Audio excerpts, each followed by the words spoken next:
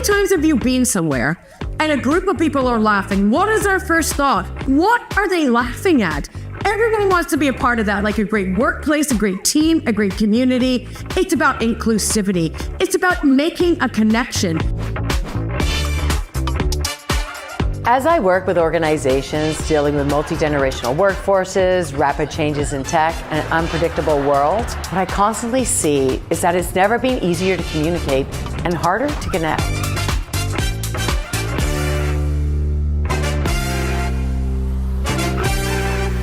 The differentiating factor that you need, the X factor that you haven't yet discovered, is the power of humor and how you can leverage it to build better connections, better relationships, and high-impact teams. I've spent the last 2 decades researching the impact that humor has on team building and workplace culture, with hundreds of category-leading companies. How many of you use humor in your day-to-day lives? Let's see. Okay, good. How many of you think you're really funny? All right, I like it. I like it.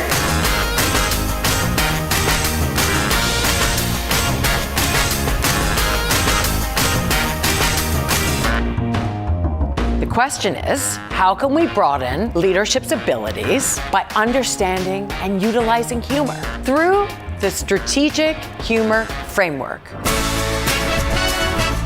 I will teach leaders how they can use humor to their advantage without limiting their authority or importance. I will teach you how to de-risk humor and how you can bring humor into the workplace without telling a joke. You can ensure that humor is that factor for building better connections. And how you can ultimately stand out to earn trust, to increase that sense of belonging, and to deepen that sense of camaraderie that everyone and every company needs. 89% of leaders prefer working with someone with a sense of humor, and companies that use humor with their clients and in their advertising increase their sales 35% above their competitors. Oh, she's a character. Like, I mean, you'd have to be to do what she's doing. She's really, really good. It was so real, I could relate to her story. How we relate to each other has so much to do with our empathy for each other, which has so much to do with listening to each other. Laughter is a buffer between stress and its toxic effect, and laughter makes us kinder to one another. Humor can be that X factor to what you've been missing, so you can create that team, that workplace that you have always dreamed of.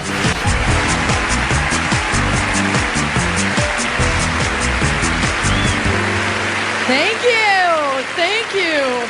I apologize. Seriously, guys, I got to make this fast because I got 3 kids at home who just think I'm at the store right now. My kids are always embarrassing me. I took them all to the science center, right? I thought I'd be a little educational with them. We go in, there was a scientist there doing an exhibit on minerals. And he asked the kids, he's like, okay, kids, what do you use salt for? You know, and kids are screaming out, my mom cooks with it, my dad sprinkles it on the sidewalk so we don't slip. My kids scream out, tequila! Now look at my kids, I am amazed I survived my childhood, aren't you guys? Like seriously, we didn't have bike helmets. We didn't have knee pads, stair gates, little plastic plug covers. Come on, when we were kids, we put our finger in the socket while our mothers watched. We got electrocuted, then we never did it again. Why? Because it hurt. I said to my kids who are so sophisticated, I'm like, have you guys ever licked a 9-volt? They're like, no, Mommy. So that's what I bought them for Christmas. They're all just sitting around the tree, just zzz, zzz.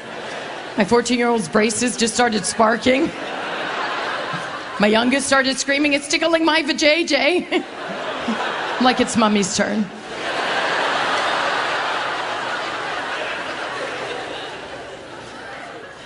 My youngest, her name is Maddie. And the only way to describe her is she used Coke bottle glasses, crazy blonde hair, and a wandering eye. Does it get any cuter? I have a cross-eyed 7-year-old who is missing teeth. I'm living with a friggin' hillbilly. She's always getting me into trouble. At her school, she had to sign in reason for being late. Takes her an hour to write her name.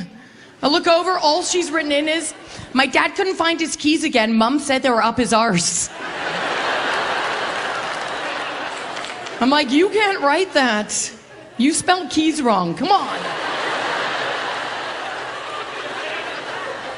I don't know what I'm doing as a parent anymore. Can I just say for the record, kids do not look like their parents anymore. They just don't. Maddie had a slumber party, right? All the parents arrive in the morning to pick up their kids. There is this man at my door, blonde hair, blue-eyed white guy. He's like, I'm here to pick up Lily. Lily is Japanese. This guy looks like a Nazi, right? And I'm like, oh, are you a friend of the family? And he's like, no, I'm the father. And I'm like, oh, so Lily's adopted. He's like, no, I'm the biological father. And I'm like, oh, so I'm a racist.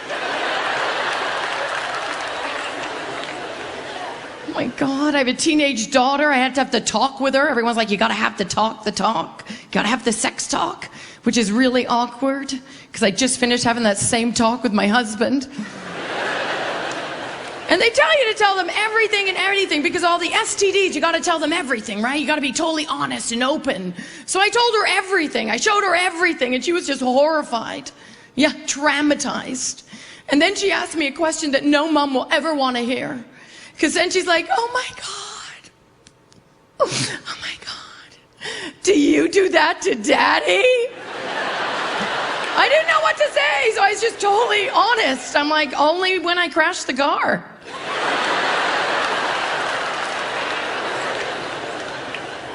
I have a teenage boy. Oh my God, you guys are so creepy at that age. I will give it to you though. I had no idea what happened to you during puberty. Like, I did not grow up with a brother, right? So he's my first teenage boy I have to deal with, and I feel so bad for him. Like, his voice is changing. He's like, whoa, right? His feet are too big for his body, but he's still short, and he's got that creepy dirt porno mustache going on. I feel like I'm living with the Hobbit. I have to say, okay, weirdest parenting moment ever is picking up your kid wasted for the first time. Isn't that an awful parenting moment? Like, seriously, because you have this new, beautiful newborn, right? And when they're just so precious and you love them so much. Like, when you guys were all newborns, your moms loved you so much. And then they're little kids and they're like, I love you, mommy. And then I pick him up, he's on some stranger's front lawn like this. Yeah. I jump out of my car, I'm like, oh my God, you're wasted. You know what he says to me? Yeah. And then I realize, I'm like, oh my God, you're high. He's like, I'm not high. I'm like, you're high. He's like, I'm not high. And I'm like, all right, Mr. Not High, answer me this one question. He's like, what? I'm like, how badly, huh? Do you want a Big Mac right now? And he's like, I'd love one. But I'm waiting for my mom to pick me up. Thanks a lot, everyone. Good So, night. number one thing that enhances executive presence and leadership effectiveness is definitely like building connection. Humor really makes leaders more relatable and fosters trust. And I think that's one of the most important points. It really does, it just makes us feel more human and it lowers our defenses. So we really are able to say, oh yeah, I can trust this guy or this woman or this executive if I'm having trouble or I have a question. Because so many times, you feel like you need to know everything. I personally am one of those people. I'm like, I don't know. There's certain power in saying, I don't know. And I think as an executive, or as a leader, you really can create that atmosphere where people can really just be themselves by you being more relatable. Also, it increases influence. A well-placed joke can ease tension and improve persuasion. When people feel, connected to someone or something, it makes them want to help. It makes them feel inspired. It makes them want to create. So I think there's a lot there that can be, explored. And look, I know we have to be so politically correct, but a lot of times, just being yourself in those moments and we find what we're looking for. So look for the funny, look for the levity, it could just be something silly. When we were kids, we laughed at everything. So find those little tiny moments that really make you feel like, it just release that pressure valve of tension of what's going on, and also boost confidence. Leaders who use humor appear to be more self-assured and in control. They don't mind being vulnerable. If a joke doesn't land, you can always say, I'm sorry. Like it doesn't matter what it is, but you can definitely go that way. And honestly, like there's always moments like I love watching cats falling or failing, I should say. But, I just got a rescue dog. His name is Dice. And when I went to pick him up, like he was like little on Facebook. And then I went to pick him up and he was like triple the size. And I'm like, how do I trust you now? So there's great stories to be told in everything that we're doing. So find those little moments of levity, whether it's, talking about your pet or talking about, trying to find a parking spot or one of those moments that didn't go your way, but ended up being really funny. So I think, it really does show that you have more confidence and vulnerability and influence in what you're doing. So I think that was a really good question, actually. How does humor enhance executive presence and leadership effectiveness? It really, all those things. Okay. So the next question that I got, is how can humor improve communication in high stake situation? Well, it diffuses tension, it simplifies complex ideas, and it encourages an open dialogue. Now, when I say diffuses tension, light humor can break the ice, it can calm nerves, even in tough situations. And especially when people feel like a little nervous, I find it can really help. There's one airline here in Canada called WestJet, and they used to start off all their flights with a joke, and like really dumb jokes. Like I remember one of the jokes was, why did the M&M go to university? Oh my God, Kate, why? Because it wanted to become a smarty. Like dumb jokes like that. But then all of a sudden, as silly as they were, it just made you feel like, okay, we're going to be safe on this flight, or will we? No, it did. It eased my tension because they were so relaxed. So I really find it can really, in those high stakes situations, it can really help. Simplifying complex ideas, using analogies, humor makes a message more memorable, instead of stats or numbers. And I know that's a part of a lot of people's lives, but if you can tell a story around that, people remember stories. They don't remember stats. So if you can have a story around the stat, like I love telling people when I'm talking about social media and how much we're connecting so differently, and that we want the newest, fastest, most stable connection possible. I want to know what each other's doing. Where are you? Send me an Insta message so we can feel connected. And then I say, did you know that there are 700 million tweets a day? Now you might not remember that. But if you want that to resonate, I could say, if that doesn't resonate with you, that would be the entire Harry Potter series being published every 7 seconds. Now that is something you're going to remember. So there are ways to, simplify a complex idea, but by telling stories and, analogies and messages, I find it can really, really help, just make the point, but really make people remember it. Humor really has the power to bring us to that moment. And it, you know what? And it can even encourage open dialogue, like I said. So employees may feel, more comfortable sharing ideas or concerns when we use humor to communicate in those high stakes situations. And, I guess high stakes situations really are all about perspective because, a lot of times it will be high stakes for the people working there, working on that deal. And it's all about the bottom line, baby. But really, it's about the human connection. And if we're talking about high stakes and bottom lines and people really wanting to close that deal, if someone's telling me the same car, 2 car, dealers, who's going to make the sale? The guy with a sense of humor, the guy that really connected with me, who I felt like really got me. So I feel like, if your employees are feeling more comfortable sharing ideas and concerns that they can come there with you, they're more likely to, improve their communication in those high stakes situations when we have a bit of levity in there, and levity really does lead to loyalty and great leadership. Look at me, all the L's, alliteration. Anyway, guys, you know what I'm saying? Am I talking a mile a minute? Oh my gosh. And you know what? Like, I have to say, I really love storytelling and it really does make an impact. It's really going to set you apart. So find those, think about those little stories that you can tell. You can even Google this. ChatGPT, can you get me 3 stories that relate to, this kind of sale that we're working on right now? And maybe you can even ask it for a funny story or how someone used humor in those situations. So there's lots of information out there. Let's use it to our advantage. That's why we're all sharing it. Anyway, you guys knew that.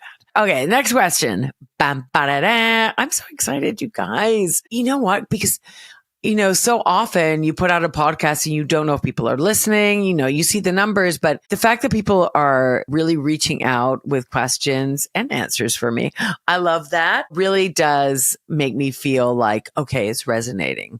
And there's so much power, in being a leader and knowing that you can be yourself and be relatable to bring your team together. Humor really catalyzes that. It really does build relationships and connections and trust and lowers defenses and really and it helps build team unity. So, all right. Okay. I'll stop now. Okay. How does humor impact company culture and team morale? Ah, yes. Team morale. Look, it increases engagement. It reduces stress. It fosters loyalty, like I just talked about, and it sparks creativity, which, I'm all about that. So like when we talk about increasing engagement, like teams with fun, lighted environment perform better. They just do. And I find that if we have those fun, and I've said this on my podcast before, but I'm going to say it again. If we have fun and build our teams in the good times, when the hard times or the challenging times, or we have that high stakes situation happening, we work better. We really do. And there are great ways to bring fun in with your teams, to hook that up with a game where you have a prize and maybe it's donating that prize to a great charity, or the fastest team to fill, have like bags that can go to shelters or food banks and stuff. And then you could have like, who's going to load up these bags the fastest and competitions like that. So there are really fun ways that you can bring your teams together to enhance that relationship in the good times so you perform better in the bad times. And laughter, laughter lowers cortisol levels and it keeps employees energized. When we feel connected to each other through laughter, it really does make us feel a part of the team, and it makes us feel like we have sort of like an inside joke together as a team. And and we all have those relationships like from our early school days, grade 1, grade 2, and then you meet that person like 20 years later and you always feel like you have that relationship with them. That's because we had so much fun when we were little. Kids laugh over 300 times a day. Adults only laugh 15. Like, when did we leave Never Never Land? Laughter really is a buffer between stress and its toxic effect, and laughter makes us kinder to one another. So those bonds that we made when we were so young really have that influence, but it doesn't mean we can't create those bonds with our teams as leaders as we get older. So it really can, reduce stress and fosters loyalty, like I just said. And it really does create a sense of belonging, really does bring people together. If we really want to talk about company culture and team morale, why do we have that like one hockey coach that every kid wants to play for? What makes him different than all the other coaches? He makes people feel special. He makes people feel a part of something. He enhances that team morale through bringing everyone in. So, and you know what? Like, a great leader will always, and with all the leaders that I interviewed, the one thing I noticed what makes a real great leader is they know how to delegate. And they trust that the people that they hired are really good at their jobs. So I find that when that trust is built in to that company culture, then it's okay to laugh. It's okay to tell those jokes. It's okay to have that bit of levity in those hard moments. And it really does create that team morale where everyone feels that they're a part of something and that they're special.